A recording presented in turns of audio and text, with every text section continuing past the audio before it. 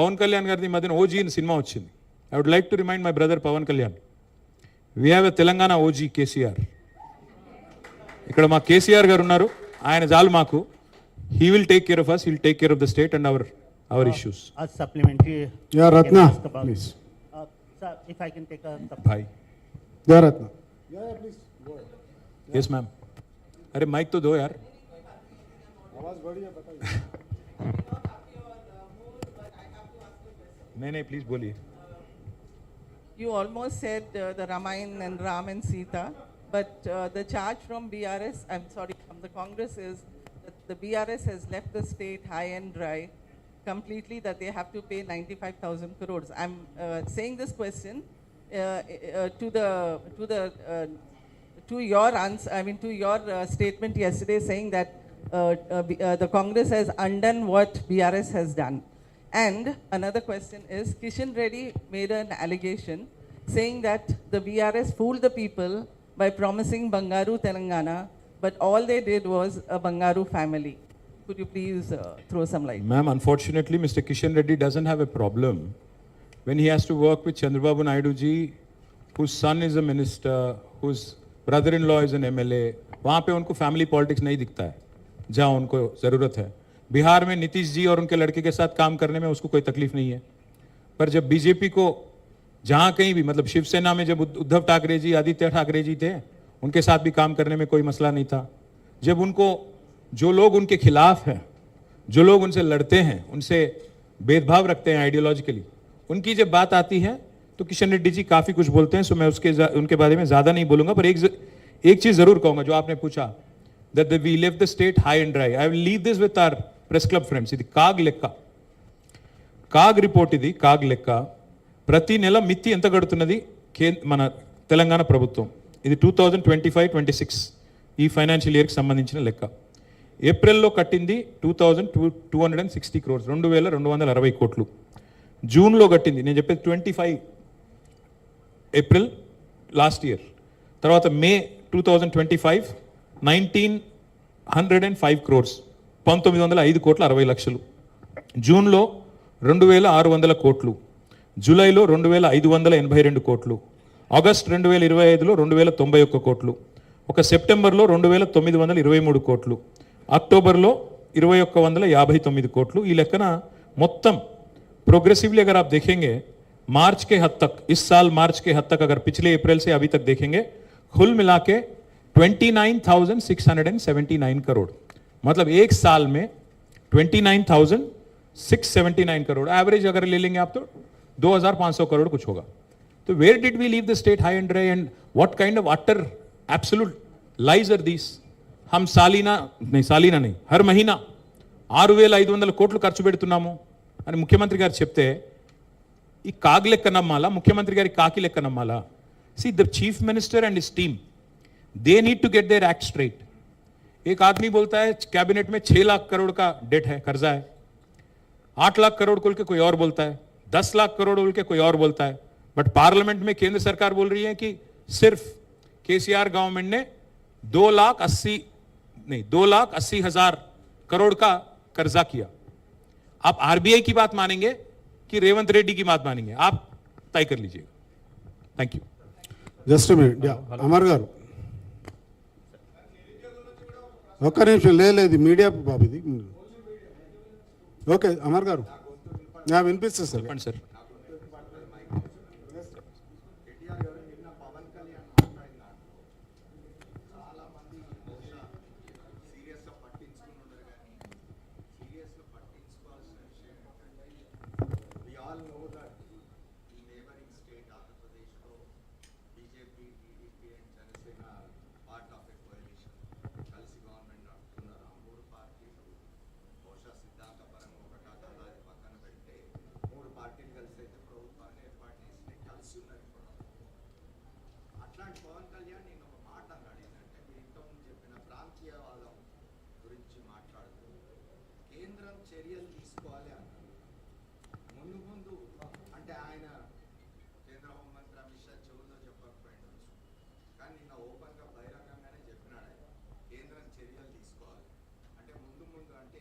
రానున్న general elections నేపథ్యంలో కేంద్ర నేను అనుకోవట్లేదు సార్.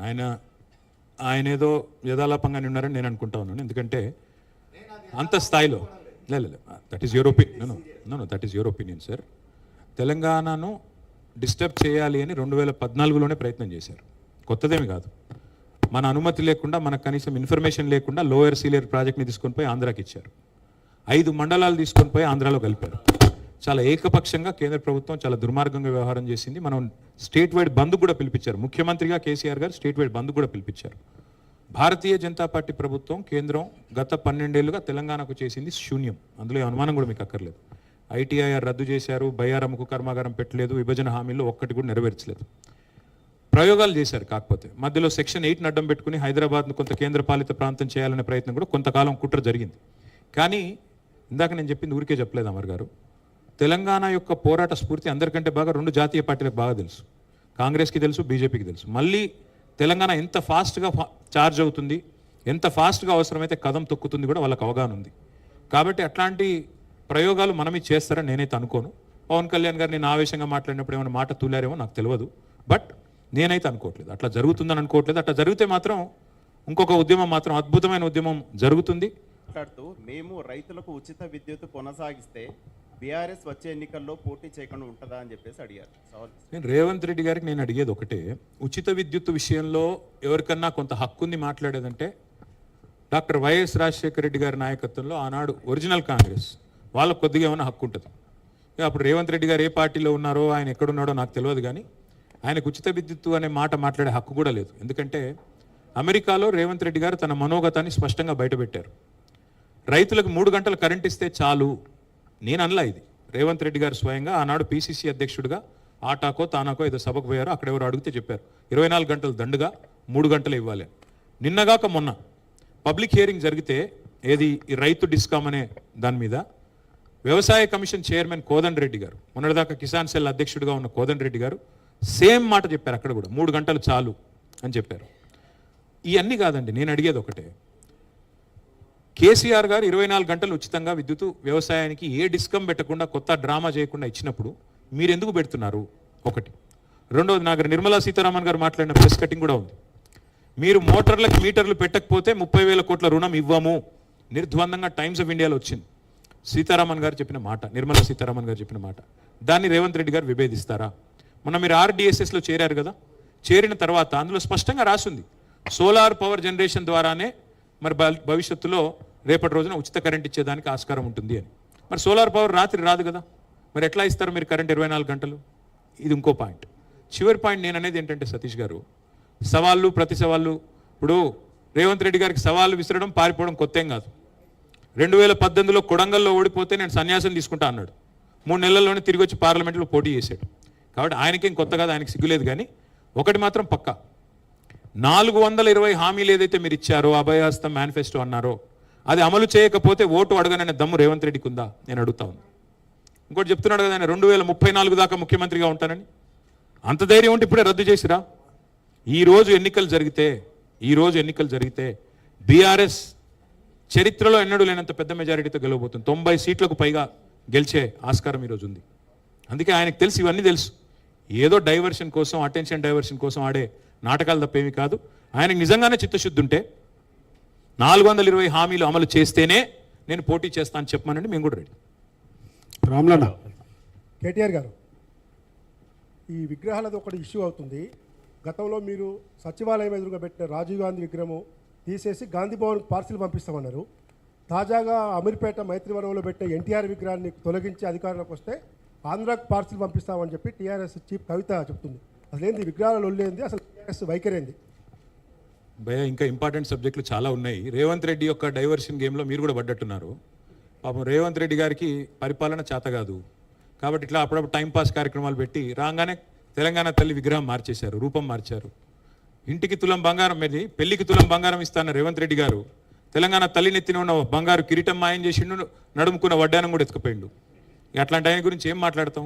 తెలంగాణ తల్లి రూపం మార్చాడు. తెలంగాణ తల్లిని ప్రతిష్ఠించాల్సిన చోట సెక్రటేరియట్ ముందట రాహుల్ గాంధీ తండ్రిని ప్రతిష్ఠించాడు. అసలు రాహుల్ గాంధీ తండ్రికి తెలంగాణకి ఏం సంబంధం నాకైతే తెలియదు, ఆయనకే తెలవాలా. మళ్ళీ నిన్నగాక మొన్న ఎన్టీ రామారావు గారు విగ్రహం పెట్టారు. ఎన్టీ రామారావు గారి విషయంలో మాకేమీ వారి పట్ల వేరే అగౌరవం కానీ ఇంకోటి కానీ లేదు. కానీ ఒకటి మాత్రం వాస్తవం, కేవలం ఇవాళ డైవర్షన్ టాక్టిక్స్తో డైవర్షన్ గేమ్స్తో టైంపాస్ చేస్తాను అంటే మాత్రం కుదరదు. ముమ్మాటికి కాంగ్రెస్ తల్లి విగ్రహాన్ని, రాహుల్ గాంధీ తండ్రి విగ్రహాన్ని మాత్రం మా గవర్నమెంట్ వచ్చిన మరుక్షణమే భద్రంగా గాంధీ భవన్కి పంపించే బాధ్యత నేనే వ్యక్తిగతంగా తీసుకుంటాను. మీరు దాని విషయంలో ఏం ఆందోళన లేదు. కేటీఆర్ గారు, రాష్ట్రంలో వరుసగా జరుగుతున్నటువంటి గత కొద్ది రోజులుగా పరిణామాలు, ఆ తర్వాత మంత్రుల స్టేట్మెంట్స్ వాటి మీద, ముఖ్యంగా ఆంధ్ర తెలంగాణ లొల్లి జరుగుతుందనేది చాలా స్పష్టంగా అర్థమవుతుంది. అయితే కోమటిరెడ్డి వెంకటరెడ్డి ఆంధ్ర వాళ్లకు కాంట్రాక్టర్లు ఇవ్వం, తెలంగాణలో ఖచ్చితంగా చట్టం చేస్తామని చెప్తున్నారు. అయితే మీరు 9.5 ఏళ్ల పాటు అధికారంలో ఉన్నారు, అది సాధ్యమవుతుందా కోమటిరెడ్డి వ్యాఖ్యలు? కోమటిరెడ్డి వెంకటరెడ్డి గారిని, ఆయన ఒక మంత్రి, ప్రభుత్వంలో భాగస్వామి, సీనియర్ మంత్రి, వారిని నేను ఒకటే అడుగుతా ఉన్నా, మీ మేనిఫెస్టోలో మీ డిక్లరేషన్లో మీరు ఒక హామీ ఇచ్చారు. ఎస్సీ ఎస్టీ డిక్లరేషన్ చేయవలలో ఏం చెప్పారు?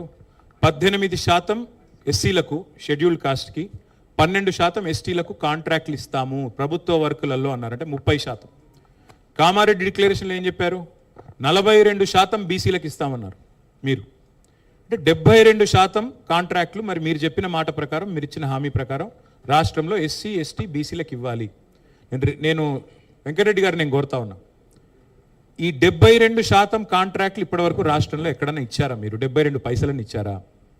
Narayanpet Kodangal lift irrigation project ముఖ్యమంత్రి గారు సొంత నియోజకవర్గం, ఎవరికి ఇచ్చారండి? మెగా కృష్ణారెడ్డి గారు, పొంగులేటి శ్రీనివాసరెడ్డి గారు.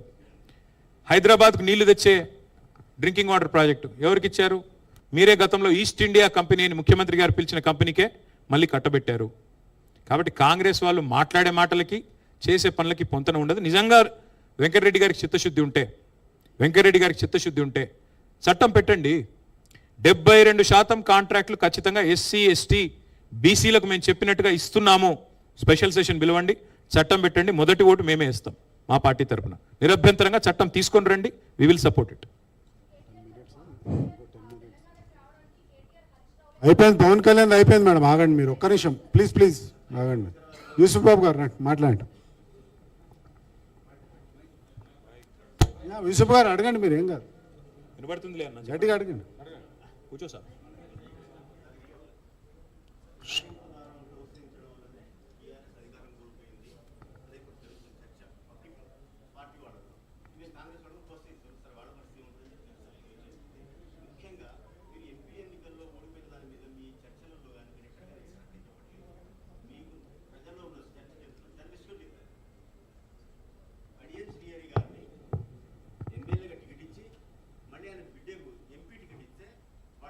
పార్టీ మారినప్పుడు ప్రజల్లో ఏమొచ్చిందంటే, అరే వీళ్ళకు ఎంపీ టికెట్ ఇస్తే వెళ్ళిపోతున్నారు, పార్టీ ఓడిపోతుంది, మీకు నష్టం జరిగింది. ఈ విషయంలో ఈ నేను ఇదివరకు కూడా చెప్పానని మళ్ళీ చెప్తున్నాను. పార్లమెంట్ ఎన్నికలు భారతదేశంలో ఒక పోలరైజ్డ్ ఎన్వైర్న్మెంట్లో జరిగినాయి. Either you're with Modi or against Modi అనే ఎన్వైర్న్మెంట్లో జరిగినాయి. ఒక బీఆర్ఎస్కే జరగలేదండి ఓటమి. బిజు జనతాదళ్ లాంటి పవర్ఫుల్ పార్టీ వాళ్ళకు కూడా ఒక సీట్ రాలేదు. మాయావతి గారి పార్టీకి ఒక్క సీట్ రాలేదు. భారతదేశంలో 13 పార్టీలకు ఒక్క సీట్ రాలేదు. శిరోమణి అకాలీదళ్ కూడా ఒక సీట్ రాలేదు. మహబూబా ముఫ్తీ కూడా ఒక సీట్ రాలేదు. కాబట్టి ఓటమి గెలుపు అట్లాంటి. మరి కాంగ్రెస్ పార్టీ ఎన్ని గెలిచిందండి పోయిన 10 ఏళ్లలో తెలంగాణలో? ఇప్పుడు ఎన్ని గెలుస్తుంది కాంగ్రెస్? ఎన్ని రాష్ట్రాలు గెలుస్తుంది? ఓటములు గెలుపులు రాజకీయాల్లో జీవితంలో చాలా చాలా తాత్కాలికంగా అట్టట్ట వస్తుంటాయి పోతుంటాయి. యూసుఫ్ బాబు గారు దాని గురించి ఏదో గందరగోళ పడాల్సిన అవసరం లేదు. పార్లమెంట్ తర్వాత జరిగిన జూబ్లీహిల్స్ ఉప ఎన్నికలు ఏం జరిగింది? మా గతంలో 75,000 ఓట్లు వచ్చాయి, ఈసారి కూడా 75,000 ఓట్లు వచ్చాయి. అట్లాగే మొన్న మున్సిపల్ ఎన్నికల్లో ఏం జరిగింది, పంచాయతీ ఎన్నికల్లో ఏం జరిగింది? బీఆర్ఎస్ అనేది బలంగా ఉంది, గట్టిగా ఉంది. మరి మా కార్యకర్తలతో సహా నాయకులతో సహా అందరూ దృఢంగా ఉన్నారు. ఎలక్షన్ ఎప్పుడు వచ్చినా మళ్ళీ తిరిగి 2028లో వచ్చినా అంతకంటే ముందు వచ్చినా ముమ్మాటికి రాష్ట్రంలో ఎగిరేది గులాబీ జెండానే, మళ్ళీ తిరిగి ముఖ్యమంత్రి అయ్యేది కేసీఆర్ గారు. అందులో ఆలోచన ఎక్కలేదు సార్. నేనేమంటున్నా సార్ అంటే, కర్ణుడి చావుకు 100 కారణాలు అన్నట్టు ప్రతి ఓటమికి 100 ఉంటాయి. Failure is an orphan sir, success has many fathers. నేను గెలిపించానంటే నేను గెలిపించాను చెప్తారు గెలిచినప్పుడు. ఓడిపోయినప్పుడు అందరూ నాది కాదు, అది కాదు, ఇది కాదు, ఏదో ఒకటి చెప్తారు. 100 కారణాలు ఉంటాయి, 100లో మీరు చెప్పింది ఒకటి కావచ్చు. ఒక్క నిమిషం రాహుల్ అన్న, సూరజ్ చాలాసేపు వెయిట్ చేస్తుండే. రాహుల్ నేను నొక్కేస్తున్నారు బాస్, నేను తొక్కేస్తున్నారు. సరే తుమ్మిడిహట్టి